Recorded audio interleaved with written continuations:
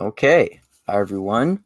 Welcome to Mindgasms. So, for the purpose of this video, I am Critical Race Theory Mindgasms, and I'm going to start a new book review series on the lawyer and famous/infamous critical race theorist Derrick Bell's book called Silent Covenants, and about his position basically in that book that black school desegregation through the Supreme Court striking that down as a law in 1954 in the case of Brown versus Board of Education was a mistake, not because it's a morally bad thing, but because the way in which it was implemented uh, did not result in better outcomes for black students. And he thinks that it should have been done more incrementally and gradually, and the separate but equal clause should have been emphasized, and they should have basically decided basically adjudicated the same amount of funding to white schools as black schools, and emphasized that as the important part instead, rather than that desegregating schools and mixing in black kids with white kids would magically just instantly solve educational outcomes that are disproportionate in terms of race. And also the interesting fact that Thomas Sowell basically agrees with exactly this criticism, which I think is very interesting, because people like James Lindsay, who I criticize a lot, mischaracterize critical race theorists all the time and act like all critical race theorists think the same way, for one thing, which they don't, because Derrick Bell is much more of an incrementalist than other critical race theorists, and also that they're all woke lefties. And this is a pretty conservative position on that, in my opinion. All right, so I'm going to show a few clips of Thomas Sowell that someone basically read as an audiobook that are clips from his book called Black Rednecks, White Liberals, which is a great book. I highly recommend it. It's basically, if I remember correctly, about how the so-called black culture and black way of speaking in America as we know it today actually came from white Irish and Scottish immigrants to the American South around the same time that the first American slaves got there, and then black people adopted that form of speech and that culture, and it's seen as black today. If I remember correctly, that's kind of one of the main theses in his book. So anyway, I'll go into the first clip from this excerpt from Black Rednecks, White Liberals here. All right.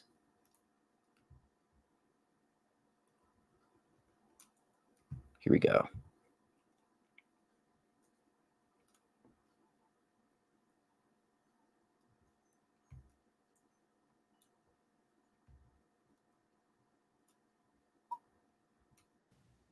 Some of the myths surrounding the education of black students have already been noted in passing. That only middle-class youngsters can do well on standardized tests, that racially separate schools are inherently inferior, and that standardized tests are too culturally biased to predict the academic or later success of black students. There are many other myths, and they all contribute to the tragedies that afflict the education of most black students. More than isolated false beliefs are involved, however. Most of these beliefs reflect an overall vision and an agenda that need to be scrutinized. Perhaps the most widespread and most consequential of these myths, promulgated by the Supreme Court of the United States, is that racially separate schools cannot achieve quality education. In addition to all the black schools that have belied that assumption, there have been successful all-Chinese schools in the United States, all-Tamil schools in Sri Lanka, and all-Armenian schools in the Ottoman Empire, among others. Sometimes, the unspoken assumption is that a racial mix of students is helpful, or even necessary, because students from one group need to acquire better educational habits and attitudes from another group. That attitude has been found among those Malay parents in Singapore who want their children to emulate the more serious and hardworking attitudes of the Chinese students there. But that same assumption cannot be openly avowed about black students in the United States, in the skittish atmosphere surrounding racial issues. Food poisoning could happen. Ah, You're shit. ready to travel. Get 24/7. Forced to watch that ad, so I'm just going to mute it.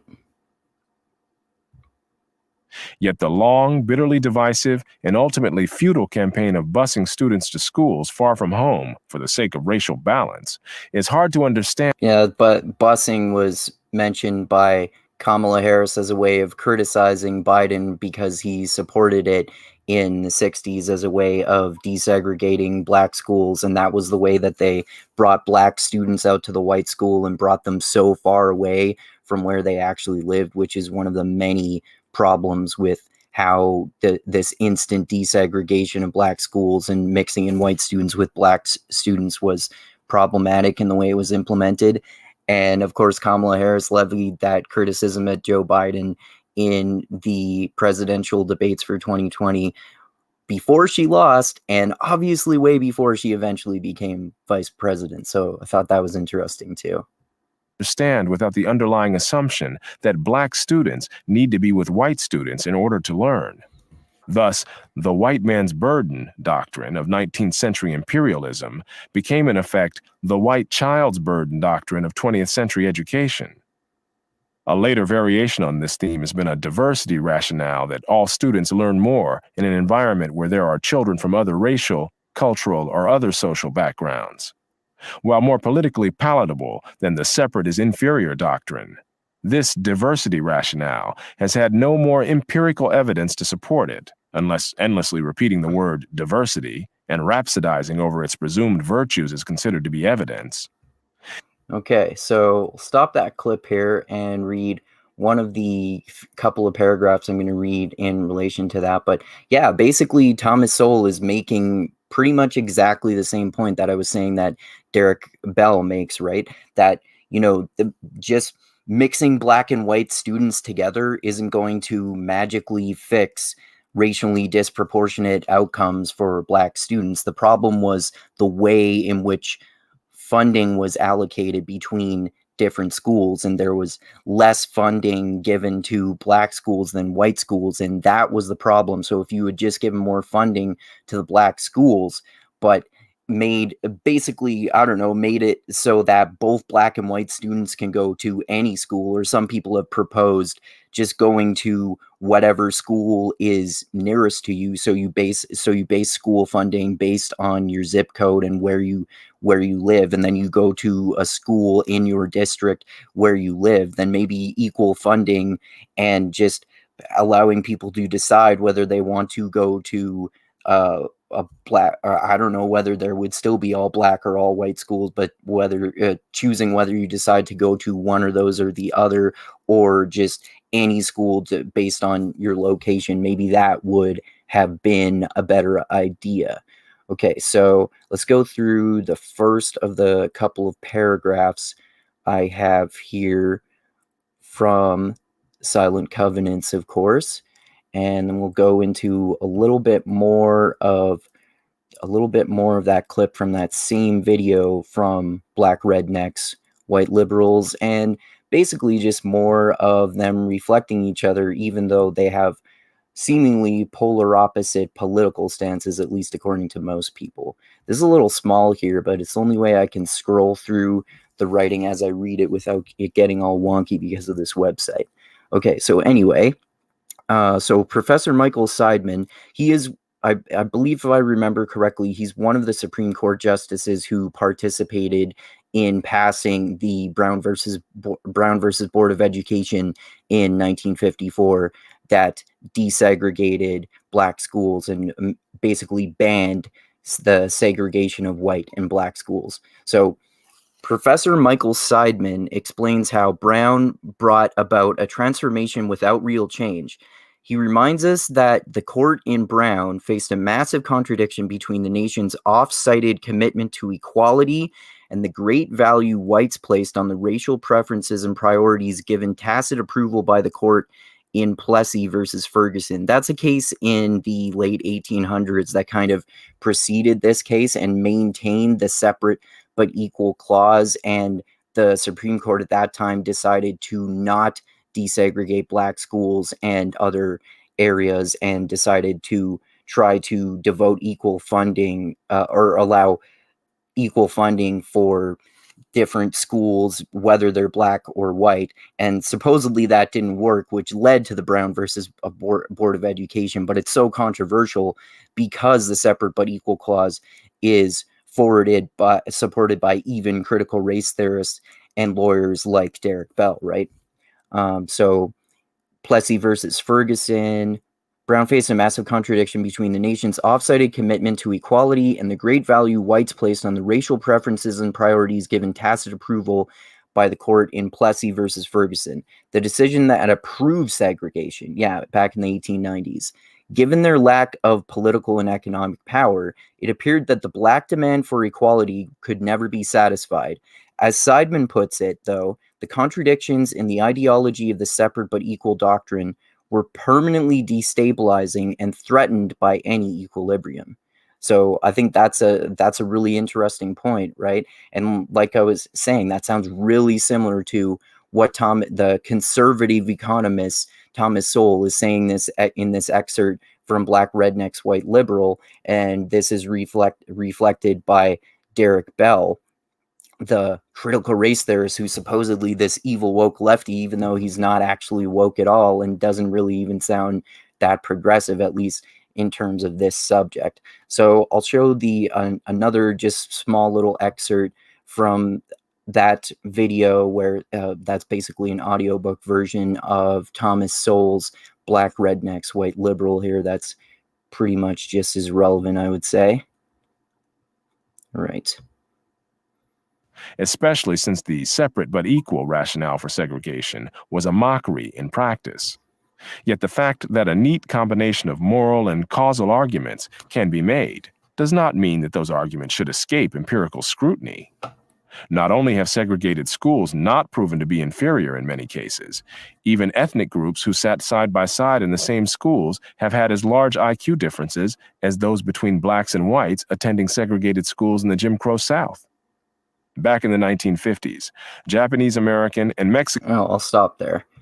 So, basically he's just kind of making the same point there, that basically the desegregation of black schools and mixing black and white students together did not lead to the improved outcomes of black students that people had hoped it would, because of course you can't, if the problem is schools being shitty and poor quality in general because there's a lack of funding, then you're not going to fix it by just moving the black kids to a different school. Maybe you would think that moving them to a supposed better school would solve that because it's better funding, but then there are also the problems of mixing in black and white students, and black students getting racistly bullied by white students and all that sort of stuff. So it presented problems that there presumably weren't before when there were all black schools. So you're trading one set of problems for another. And Thomas Sowell always says that every decision is a trade-off usually. So it seems like in this case, it's more complex than that, but he's kind of right about that too. And that's why Derrick Bell, the evil critical race theorist, makes that exact same point. So I'm going to go to the other couple of paragraphs I have here from his book called Silent Covenants that are basically relevant to this same issue here. Okay, so this is where I left off is, as Seidman puts it, though, the contradictions in the ideology of the separate but equal doctrine were permanently destabilizing and threatened by any equilibrium. By purposing to resolve those contradictions, Brown served to end their destabilizing potential. The court, Seidman claims, resolved the contradictions by definitional fiat. Separate facilities were now simply proclaimed to be inherently unequal. But the flip side of this aphorism was that once white society was willing to make facilities legally non-separate, the demand for equality had been satisfied and blacks no longer had just cause for complaint. The mere existence of Brown thus served to legitimate current arrangements. True, many blacks remained poor and disempowered, but their status was no longer a result of the denial of equality. Instead, it marked a personal failure to take advantage of one's definitionally equal status. See, I think that's a really good point, because he's basically saying that the Brown versus Board of Education decision was a mistake in segregating black schools. And he goes on to say later that it's because it should have been done in a more incremental way and a more gradual way. And that would have been more effective if you changed the funding structure and maybe gradually mix in white and black students, so there perhaps are less problems with racism and bullying and all that kind of stuff.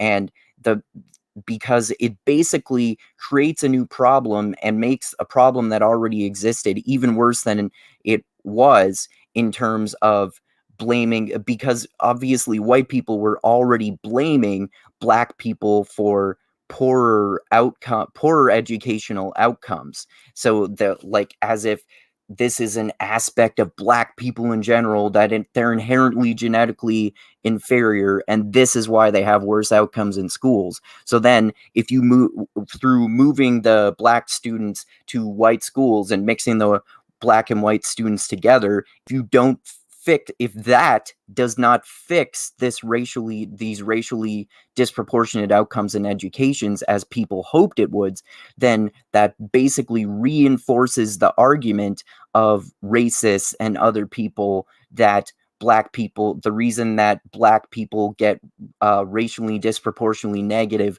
outcomes are that they are genetically inferior to white people, and they're genetically stupider, and white people are genetically smarter, and all that kind of shit, right? So it gives fuel to racists who think that black people are inherently stupid, which I think is a really fucking good point.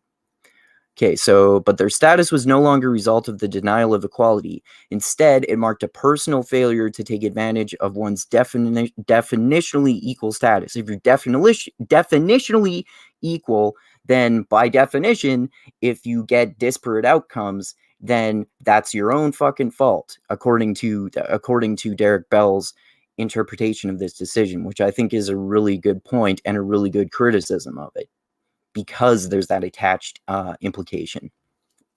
So Brown then served to reinforce the fiction that by the decision's rejection of racial barriers posted by segregation, the path of progress would be clear. Everyone can and should make it through individual ability and effort. One could have thought that this reinforcement of the status quo would placate, if not please even the strongest supporters of segregation. To the contrary, the Brown decision provided politicians with a racial issue through which to enrage and upset large groups of white people, initially in the South, but far more generally as efforts to implement the decision moved across the country. So that's a really good point too, because the desegregation of black schools did not fix the racially disproportionate outcomes of black students, and it also just pissed off white people, especially Southern and perhaps racist white people as well. So it just created more chaos when it was meant to settle things down and help people learn to live together in a better way. And it just created more racism instead, and it didn't fix these racially disproportionate outcomes.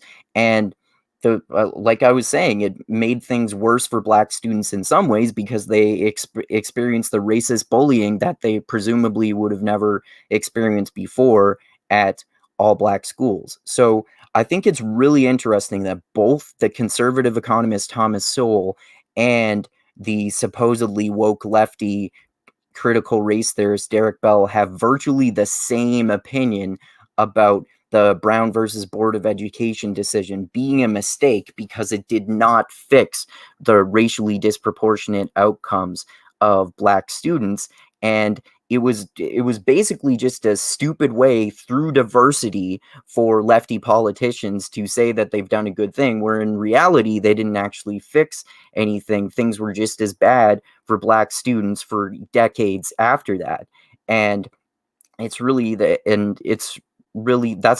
good point for Derrick Bell to make, I think. And it's really interesting that he's saying that he goes on to explain in more detail that a much more incrementalist approach would have been much more effective, even though he doesn't say that desegregation itself is a morally bad thing. He does clarify that it's a good thing, and he doesn't endorse this because he's a fucking black supremacist or some ridiculous shit like the way that James Lindsay would interpret it. He's making the same kind of argument as Thomas Sowell, like I said. It's just about how it was ineffective, and that's why it was a mistake, the way in which it was implemented.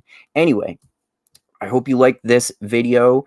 That is my part 1 on what will be my another new ongoing series on a book, Silent Covenants. I thought this book was really interesting. I'm not a fan of even all of Derrick Bell's books. There's one that he did that's a collection of fiction that I thought was terrible, especially in comparison to this one, but I think he makes a lot of good points in this one. And of course, people like James Lindsay, I criticize him all the time because he's one of the main people who are criticizing critical race theory as a whole, and I think they have some really interesting thoughts, and he's mischaracterizing the shit out of critical race theorists, especially Derrick Bell, who he often mentions like in the same sentence along with Robin DiAngelo and Ibram X. Kendi as if they're the same thing, even though the latter two, Ibram X. Kendi and Robin DiAngelo, are actually fucking crackpot anti-racists, which are very different from critical race theorists who are lawyers who are trying to change laws and analyze laws to fix racially disproportionate outcomes without it being in any sort of fucking woke way at all. Anyway, hope you enjoyed that thought this was interesting. Look forward to future videos on this book. I'll do many more, and thanks everyone for watching. Click that like button, click the subscribe button, click that bell to be notified when I come out with new videos. Check out my last one yesterday, which was about how that movie that came out a few years ago called The Old Guard, starring Charlize Theron, about assassins who come back to life after they die, was fucking ridiculously woke, and it had whole troops of black women in Afghanistan, which is so fucking unrealistic. There's nothing morally wrong with that either, but it's phenomenally fucking unrealistic and clear virtue signaling. And then there were 2 gay assassins who were kissing each other and affirming their love for each other to their ruthless assassins, and they're affirming their love for each other to other ruthless assassins as a clear, like, grandstanding thing, as if they would actually fucking give a shit. So check that out as well. And then this weekend, probably tomorrow, I'm going to finally do that movie chat on Taxi Driver with Dusty and Chris, who I usually do my movie chats with. Of course, the famous movie by Robert De Niro, directed by Martin Scorsese. Basically it might have been the first movie about an incel mass shooter, which is very unfortunately pertinent right now, especially for the Buffalo shooter in particular, and perhaps the Uvalde shooter too, although I know less about that. And yeah, oh yeah, check out my Patreon page too. Link is in the description of the video as always. And like I always say, I love you all. Keep being the tiny beam of the light that shines through the almost impenetrable darkness in the universe. And most importantly, always remember this: the funk cures all, and groove is in the heart. And check out Derrick Bell's book, Silent Covenant. Read it for yourself. Don't just take on faith James Lindsay's bullshit about critical race theory, as literally everyone who has criticized every video about that I made about critical race theory has done so far. Literally not one person has criticized my arguments who has actually read these books. You can get that one for free on archive.org. That's where I was reading it. Read it yourself. That's page 6 and 7. Read the shit yourself. Don't take fucking James Lindsay's arguments on faith. And check out his book, Cynical Theories, too, which is also full of shit. And I started a series on that as well. So check out my last video on chapter 1 of Cynical Theories. Look forward to the next one. And read Thomas Sowell's book, Black Rednecks and White Liberals, too. It's great also. He's one of my favorite conservatives because he really makes good arguments most of the time. I kind of disagree with him about economics, but he overall makes really interesting arguments about the culture of different races and ethnicities and how those change across history. All right, so thanks a lot, everyone, and adios until next time.